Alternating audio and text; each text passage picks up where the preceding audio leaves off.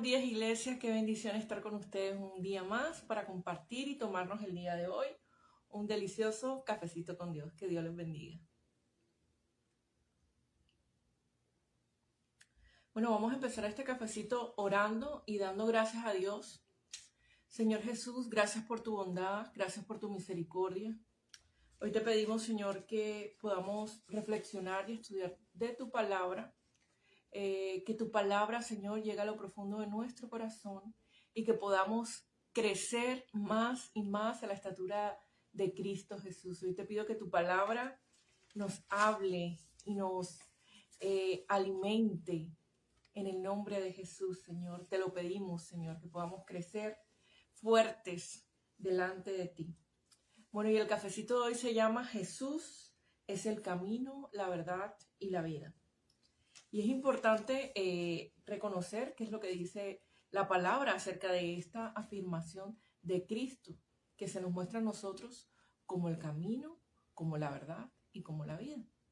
Y el contexto de este versículo lo podemos encontrar en Juan capítulo 14 del 1 al 6 cuando dice: no se turbe vuestro corazón, creéis en Dios y creed en mí. En la casa de mi Padre muchas moradas hay.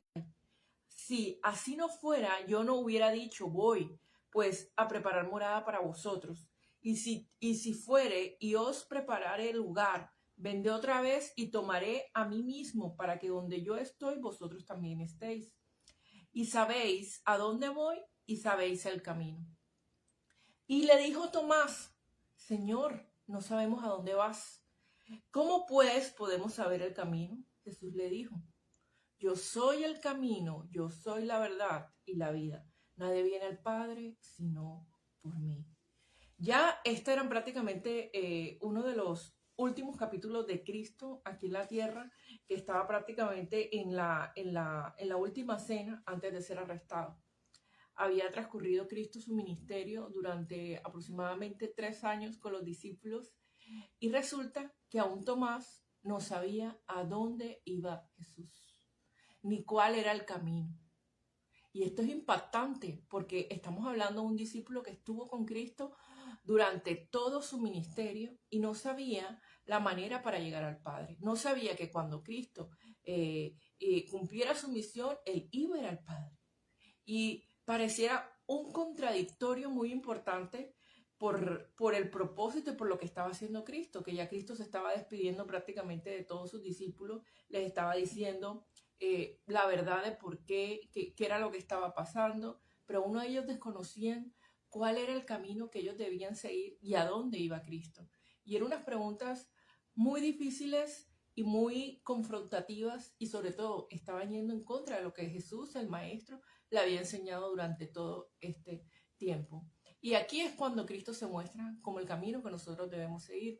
Y quiero aprovechar este ratico y saludar a Ceci. Ceci, te mando un saludo, buenos días, qué bueno que estés acompañándonos aquí en este cafecito. Mi mamá, mami, qué bueno que estés acá con nosotros. Y bueno, y estamos hablando de que Cristo se presenta como el camino, la verdad y la vida, que Él iba al Padre y que Él nos está enseñando con su vida, con su ejemplo, de que Él es el camino.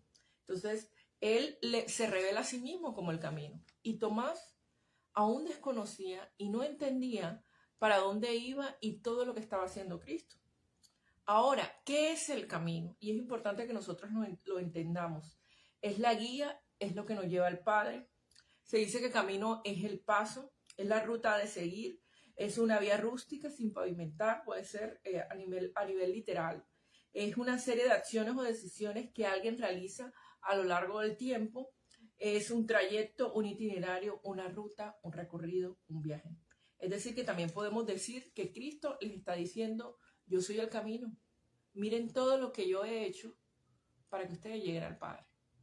Otra manera también de que podemos entender esta apreciación de que Jesús es el camino, no, haciendo alusión de que el único medio que nosotros tenemos para comunicarnos con el Padre es a través de la oración por Cristo Jesús y en el nombre de Jesús, que Él es el intermediario y Él es el único que nos puede acercar y reconciliar con Dios Padre.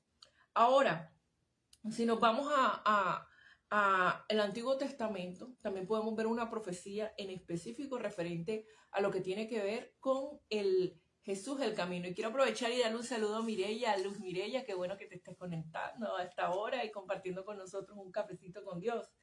Y vamos a leer entonces Isaías 35, versículo 8. Y habrá allí calzada y camino, y será llamado camino de santidad, y no pasará inmundo por él, sino que él mismo estará con ellos, y el que anduviese en este camino, por torpe que sea, no se extraviará. Entonces, a manera de profecía, se está hablando, un saludito para ti, Ampi, qué bueno que te conectes. A manera de profecía se está hablando que la manera en la que Cristo iba a caminar, el camino aquí en esta tierra, iba a ser un camino santo, iba a ser un camino recto, iba a ser un camino glorioso, iba a ser un camino de santidad.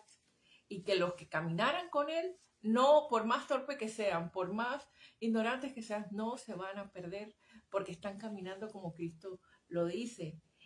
Pero también dice que el inmundo, el sucio, el que se ha quedado en el pecado, el que no ha sido renovado por Dios, el que no se ha arrepentido, el que no ha nacido de nuevo, ese no estará caminando ni caminará por esa ruta para llegar al Padre. Es decir, que es importante para poder llegar a Dios, vivir una vida santa delante de Él, una vida que le busque a Él. Y esto es importante, iglesia, porque ahora estamos viviendo, y bueno, no solamente desde ahora, si lo analizamos desde el punto de vista bíblico, aún con las respuestas y con las preguntas que les estaban haciendo a Jesús, sus propios discípulos, vemos que el centro de ellos no era una interpretación bíblica como tal, sino que podemos también ver influencias de este mundo en el raciocinio y las preguntas que le estaba haciendo Tomás a Jesús. ¿Cuál es el camino? Es que yo llevo 3 años contigo, Jesús, aquí escuchando tu palabra, pero no he podido entender a dónde vas tú. Eso, ya casi en la última cena, cuando ya Jesús estaba despidiendo de sus discípulos, esa confrontación de Cristo. Oye, yo soy el camino. Yo voy al Padre. La vida y la verdad absoluta que tú estás buscando en tu vida es Jesús. Y vemos en Tomás, y más adelante lo vamos a ver, ya vamos a leer eso, otra apreciación de las corrientes que están en este mundo.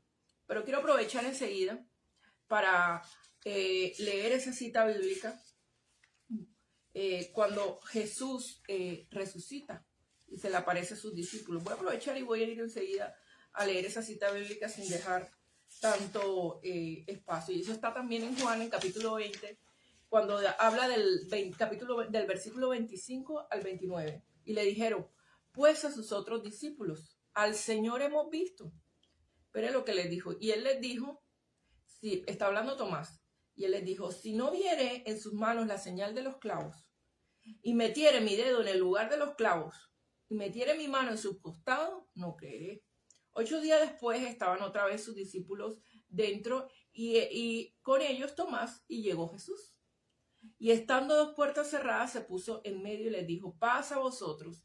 Y luego dijo a Tomás, pon aquí tu dedo, mira mis manos, acerca tu mano y métela en mi costado. Y no seas incrédulo, sino creyente. Entonces Tomás respondió, le dijo, Señor mío, Dios mío. Jesús le dijo, ¿por qué me has visto? Tomás, creíste. Bienaventurados los que no vinieron, los que no vieron y creyeron. Entonces vamos ahora sí a hablar acerca de esa conducta de ese discípulo que caminó con Cristo, pero que dudaba de esa divinidad que tenía Cristo Jesús, de eso que Cristo les estaba enseñando, de que Él era el camino, de que Él era la vida, de que Él era la verdad. Ahora, cuando llegan los discípulos, los demás discípulos, y le dicen a Tomás que han visto a Cristo resucitado, ahí vemos ese carácter racional e incrédulo, porque a veces hay un disfraz de que todo se razona, cuando en realidad lo que hay en el corazón de la persona es mucha incredulidad y que no cree en realidad en lo que la palabra de Dios dice, en la palabra viva, que en este caso es Cristo Jesús. Ahora, hay corrientes en este mundo, y eso lo podemos ver y lo hemos visto, ahora que estamos en el posmodernismo y en el modernismo, sabiendo que son corrientes que si una persona no está firme, se puede ir a interpretar la Biblia conforme a lo que en este mundo se está viviendo. Es decir, que el modernismo indica que hay que poner la razón por encima de cualquier acontecimiento, y por eso hay tanta duda acerca de los milagros de Cristo Jesús. Y otro peligro que podemos ver dentro de nuestro contexto actual y dentro del mundo cristiano y dentro del estudio de la palabra de Dios y del conocimiento de Cristo, como un viento de doctrina que zarandea a las personas que no están firmes o no están buscando al Señor de una manera firme, es el posmodernismo, que duda de la verdad absoluta, de la verdad absoluta, que en este caso la verdad absoluta que nosotros tenemos como cristianos es Cristo Jesús. Entonces, este tipo de doctrinas, este tipo de movimientos lo que hacen es confundir, pero lo que hace es que no hay una correcta interpretación de la palabra de Dios. ¿Por qué? Porque entendiendo y no teniendo una fe total o una fe plena en lo que el Señor nos está diciendo, empezamos a usar, como Tomás, la razón. Es que como yo no he tocado las heridas de ese hombre que tú vienes acá a decirme que es Cristo, yo no te puedo decir que es verdad. Esa es tu verdad, pero no es mi verdad. Y por eso, en estos últimos tiempos que estamos viviendo, hay muchas interpretaciones y la gente quiere hablar de una verdad personal. Pero no estamos hablando de una verdad personal. Estamos hablando de Cristo Jesús como una verdad absoluta. De Cristo Jesús que tiene una relación con todos sus discípulos y que todos reconocieron de manera absoluta que Él resucitó de entre los muertos y que Él es la verdad absoluta.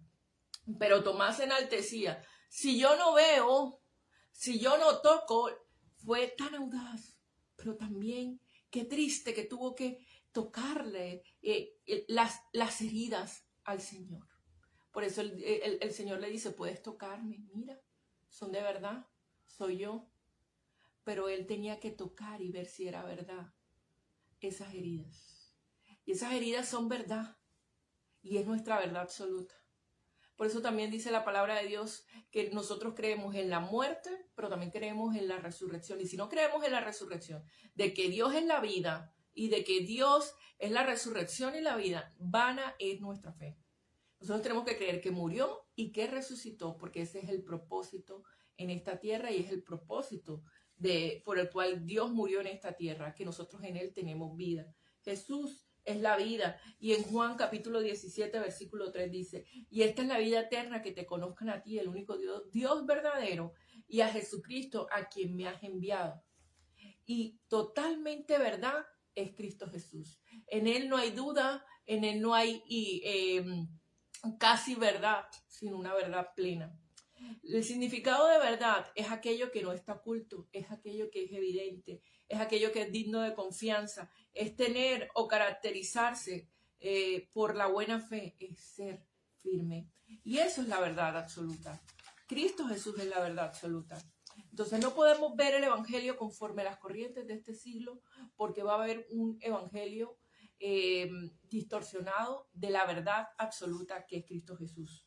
Ahora, no podemos colocar el evangelio desde un punto de vista racional, porque estaríamos elevando más nuestra mente, nuestro raciocinio, por encima de lo que es la fe y la razón. Tampoco podemos poner el evangelio a meramente el sentimiento o la emocionalidad del posmodernismo de estos tiempos, porque estaríamos diciendo que la verdad es relativa y la verdad no es solamente lo que yo siento, es la verdad para todos, lo que Dios ha depositado en la palabra de Dios.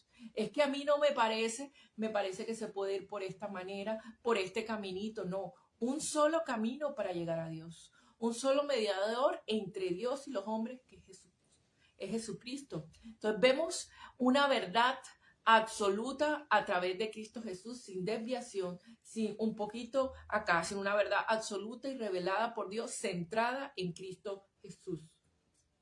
Ahora, la fe ya no debo probarse como lo hacía, es que yo tengo fe, como hizo Tomás, y con este corte si se prueba. Tampoco puede haber una fe basada en emociones. Cuando hay fe, nuestra confianza está basada en Dios y está basada en su palabra, en su espíritu. Ahora, también hay que entender esto, que la fe no puede ser una inclusión totalmente para el reino de Dios. Dios quiere que todos pasemos al arrepentimiento. Dios quiere, pero hay un camino para poder llegar al Padre. Dios quiere que todos seamos salvos, que todos entremos al reino. Pero hay un camino y es el camino de la santidad y eso lo acabamos de ver.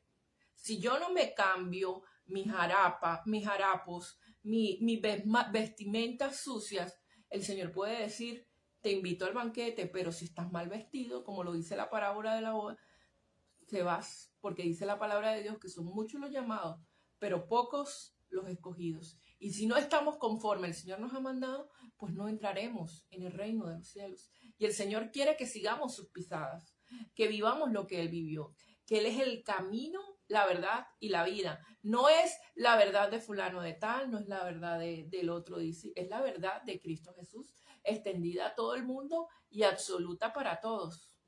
A todos el Señor nos ha mandado a entrar por la puerta estrecha, a quitar todo eso que nos está, la levadura de los fariseos que nos está impidiendo ver a Dios como Él lo anhela. Entonces, hay que arrepentirnos para poder entrar al reino de los cielos. Hay que pasar por el camino estrecho, la puerta estrecha, para poder entrar y vivir una vida de santidad como la vivió Cristo. Porque Él nos mostró cuál era el camino. El camino es vivir como Cristo vivió, que no pecó aún en condición de hombre. Ahora, entendemos también, iglesia, que la fe es importante para nuestro caminar con Dios. Y Dios fue claro con Tomás y dijo, bienaventurados los que creyeron y no estuvieron, los que no, bienaventurados los que no vieron y creyeron. Eso le dice Cristo a Tomás. ¿Por qué? Porque es que nosotros, de esos misterios de Dios y de la manera en como el Señor ha querido que nosotros le conozcamos, es a través del testimonio. Que nosotros testifiquemos quién es Cristo Jesús. ¿Y cómo supo Tomás, que Jesús había resucitado? Por el testimonio de los demás discípulos que le habían contado. Hemos visto al Maestro resucitado. Fue a través del testimonio. Pero él dice que él no iba a creer por el medio por el cual Cristo nos ha llamado a creer en su palabra, que es a través del testimonio de Cristo, a través del testimonio de cómo el Señor opera, cómo el Señor ha bendecido a otras personas, sino a través de la razón. Y ahí hay algo, una incredulidad disfrazada, porque hay duda de la bondad, hay duda de la deidad de Cristo Jesús, de su poder. Estamos dudando y nos estamos convirtiendo en cristianos incrédulos, que todo tienen que probárselo. Y no es el misterio, y no es el propósito, y no es la manera en la que Cristo ha querido que nosotros le conozcamos, sino a través de ser testigos de Dios y del poder de Cristo y del poder del Espíritu Santo. Como dice la palabra, recibiréis poder cuando hayan recibido el Espíritu Santo y me seréis testigos en Judea, en Samaria, y como dice la palabra de Dios, que ya estamos en Colombia y en otras naciones del mundo, hasta lo último de la tierra le seremos testigos. Ahí le seremos testigos. ¿Y de qué le vamos a ser testigos? Del poder de Dios y que del Evangelio es verdad absoluta. Que el Evangelio permanece para siempre. Que el Evangelio no cambia por una circunstancia adversa, no cambia por una pandemia, que no cambia porque un día amaneció oscuro, no cambia por nada, porque nunca va a dejar de ser y es la verdad absoluta de Cristo Jesús. Entonces, ahí lo que vemos es la necesidad de una certeza que nosotros podemos y que viene por el oír por la palabra de Dios y también por el testimonio de Cristo Jesús, que se predica en toda la tierra y en el cual el testimonio de él es que Cristo vino a la tierra, se hizo Dios, murió en una cruz, resucitó, pero también a través de cómo el Señor ha obrado en la vida de muchas personas en esta tierra. Así como el Señor ha intervenido y ha hecho muchos milagros para que nosotros hoy podamos ver su poder y su gloria. Esa es la manera en la que el Señor se mueve. Y uno de los relatos más bonitos también de la palabra de Dios es cuando Cristo viene acá a la tierra y empieza a evangelizar. y se presenta como el Mesías cuando se le aparece a la mujer samaritana. Y dice la palabra de Dios, voy a buscar esa cita bíblica, que muchos creyeron por el testimonio de esa mujer samaritana. Y dice la palabra de Dios que a Jesús le era necesario pasar por Samaria. Y a ella, viendo y descubriendo que él era el Mesías, no se quedó callada. A través de ella muchos conocieron a Cristo. Y ese es el propósito del Evangelio. Y que nosotros testifiquemos y que nosotros podamos evidenciar el poder que tiene Cristo Jesús. Y esa cita de la samaritana está en Juan capítulo 4, versículo 39, cuando dice: y en aquella ciudad muchos de los samaritanos creyeron en él, por la palabra de la mujer que daba testimonio diciendo: él me dijo todo lo que he hecho. Una mujer que tal vez no tenía una vida tan limpia, pero que el Señor pudo usar aún lo malo para llevar su palabra y su mensaje de amor, de transformación en nuestras vidas. Entonces vemos esa bondad de Dios. Y finalmente cerramos con Apocalipsis capítulo 12, versículo 11, que dice: ellos le vieron por medio de la sangre del Cordero y por la palabra del testimonio de ellos. Ellos vencieron y no amaron su vida, sino que llegaron a sufrir hasta la muerte. Estamos hablando de una de las herramientas y una de las armas de victoria que tuvieron los que han creído en Cristo Jesús. Uno, la sangre de Cristo, y dos, el testimonio de ellos, el testimonio del creyente que va a reflejar, iglesia, la verdad de Cristo Jesús. En el nombre de Jesús, gracias Señor, porque tu palabra ha sido predicada. Y quiero aprovechar y darle un saludito a las personas también que veo aquí. Quiero mandarle un saludito a Margui, quiero mandarle un saludito a Rosibel. Y sé que hay muchas personas más que están conectadas y que tal vez no me puedo ver bien en pantalla, pero también les mando un saludo y un abrazo muy grande. Les pido también que compartan este cafecito para poder ir llevando la palabra, como dice la palabra de Dios, hasta lo último de la tierra. Y para mí fue un gusto, iglesia, poder compartir este cafecito con Dios, con todos ustedes. Señor, bendice a cada hermano, bendice a cada persona que se ha conectado. Señor, y que tú seas para cada uno de ellos su verdad absoluta, su certeza plena, su certeza inconmovible, su certeza firme ante cualquier circunstancia.